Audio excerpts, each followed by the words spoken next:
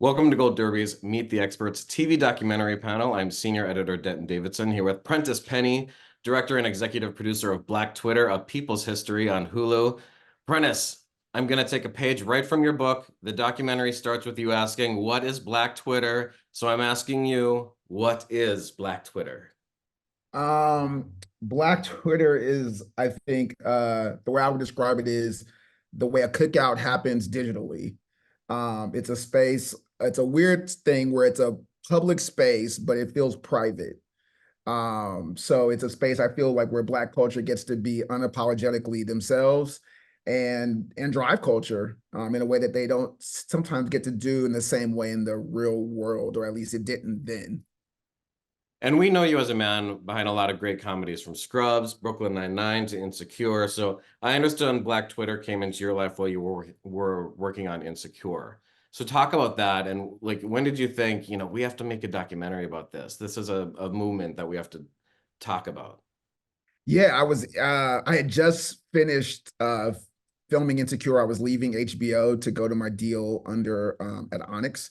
And one, I didn't know what I wanted to do next. Two, I knew I had just done a comedy at a very high level.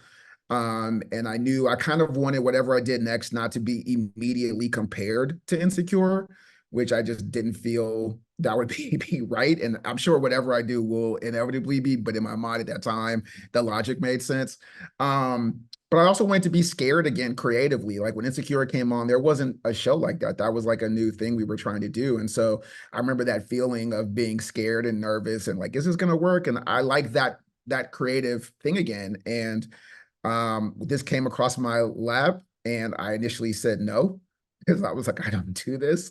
But that was all the reason why, right? I was scared. I was nervous. I was like, what if I fail doing something like this? And that was scary. And that was charging me creatively. And then I thought, well, if I could do it my way, what would I do? And I started to think about all the ways that I would do something. And Spike Lee is one of my favorite filmmakers. And I thought about the way that obviously he does narrative, but he had done, When the Levees Break, he had done Four Little Girls.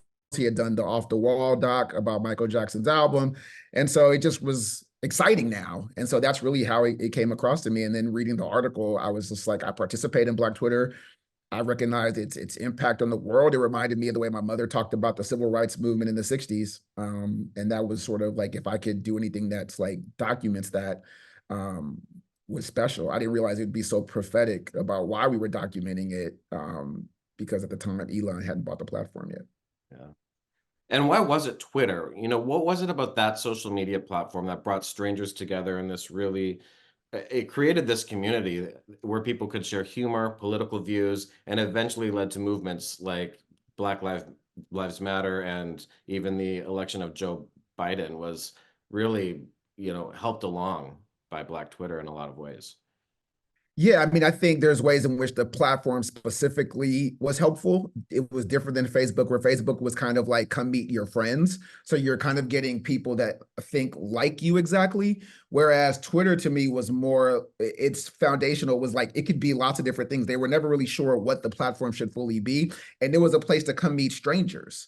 Right. And so kind of like forming a community. Right. So if I could be Black, the other guy could be white, but if we're both Laker fans, we could follow someone who talks about the Lakers, right? And so you were kind of meeting people who thought like you, but also didn't fully think like you either, right? And you could pop and meet new people. And so I think for that way, the platform took the inverse approach to Facebook, which allowed you to hear other points of view that may not be your own. But then I think the way that Black Twitter used it specifically is the way that I think we do a lot of things in the barbershops or on the stoop, or we talk about it being like a digital stoop, right? Where you can talk about things that are super funny, right? And get jokes off, and you can also have deep political conversations. And Black culture is always doing one or two or three or four of those things. And that was just a way that we replicated it on the platform, was just, again, being ourselves and doing what we do, when we're sort of in real life, but doing it in a public digital space, but still feeling like, but nobody knows what we're talking about here anyway, right? And so that was, again, we had those conversations for real. We were just having them now here on Twitter. Well, and it is funny, and people need to check it out because you've got all the famous Karens, the memes, the gifs. crying Michael Jordan is in there. Mhm. And one of my favorite stories, though, is how Black Twitter really took the TV show Scandal to a new level. In this age of streaming, this TV show was appointment viewing, and you had to watch live or you were going to miss all the incredible Black Twitter discussion. And talk about how Scandal impacted Twitter and how Black Twitter really impacted Scandal as a successful TV series. Yeah, I mean, it's so funny now we think about like live tweeting as just like a thing that we just roll out as part of a marketing thing, but it didn't exist before Scandal. You know what I mean? Twitter was just like, showing support for, I think Kerry Washington was like the first Black woman as a lead since like, Diane Carroll and Julia in like the 70s, so it was just like one, we're showing up for Chandra Rhimes, who had broad Grey's Anatomy. Now we're showing up for Kerry Washington and wanting to push that over. And I think, one of the things we talk about in the doc is that the ratings for Scandal were okay, but it really was when Black Twitter was having, you know, jokes and fun conversations and real conversations about interracial dating and what does this look like from this perspective of a Black woman and a white man. And so there were all the comedic parts, there were all the serious parts, and all of that though was driving conversation, which inevitably people wanted to be a part of the Twitter conversation. So as a result, nobody wanted to DVR it. Everybody wanted to watch it live because you wanted to watch it live so you could have this secondary conversation in Black Twitter. And as a result, it just kept driving the ratings up and up and up and up and up. So it was kind of having this sort of like ecosystem payoff. Yeah, and I remember the cast would get very involved as well. I mean, Kerry Yeah, Washington was on there going, sure. um, the editing I love in this docuseries as well, because you have the memes and the GIFs throughout. Like people sort of like they're popping up as you're doing the interviews. How difficult was it to just comb through all of that, decide what you wanted to use, and then edit all of those in so brilliantly? Because it's so funny. Thank you. Yeah, the initial challenge, and I think this was the hardest part about me agreeing to come on board, was I was like, well, one, what is the story, right? It can't just be what the article is. And if you can Google it, that's not a story, that's just information, right?